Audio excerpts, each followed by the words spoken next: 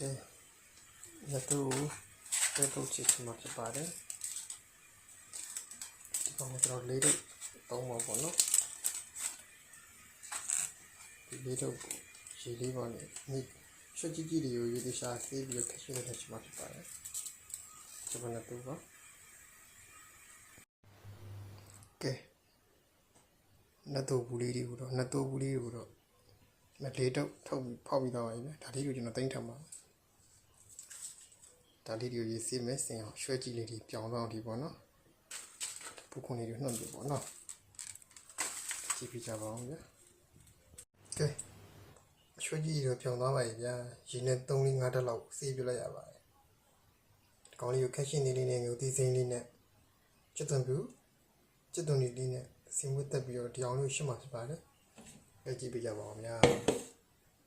ဒီမှာပြပေးဖို့ရှိပေါ်တော့ရှင်းပါပါခက်ချင်းဒီလေးထားပါပြီဒီမှာကျွတ်တဲ့မျိုးငယ်တီးစိမ်းပဲသီးလေးထဲမှာပါဒါတော့စောပိုင်းမှာစီထားတဲ့နှစ်တိုးလေးပါကြည့်ပြကြပါဦးဗျာစောပါတော့ဒါတော့စီထားပါ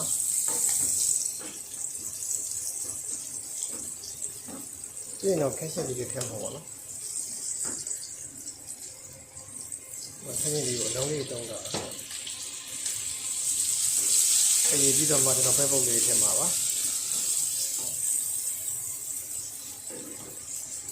ကဲဒီပါအောင်ခဏခင်းလေးလုံးလိုက်ပါအောင်ကဲလေထားလေးကတော့ခဏလေးစားရတာမို့လို့ကျွန်တော်ထည့်ပြီးတော့ပါရနားရင်ပဲလို့ခက်တော့ပါပဲဒီလေးလေးရတာပါနော်ပြီးပြီဆက်ဖို့ဆက်လာပါ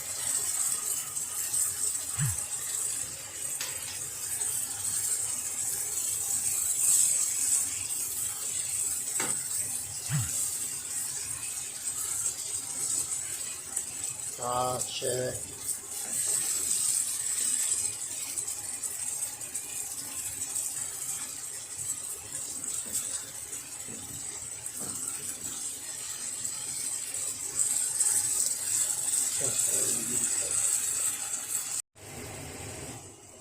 ကဲ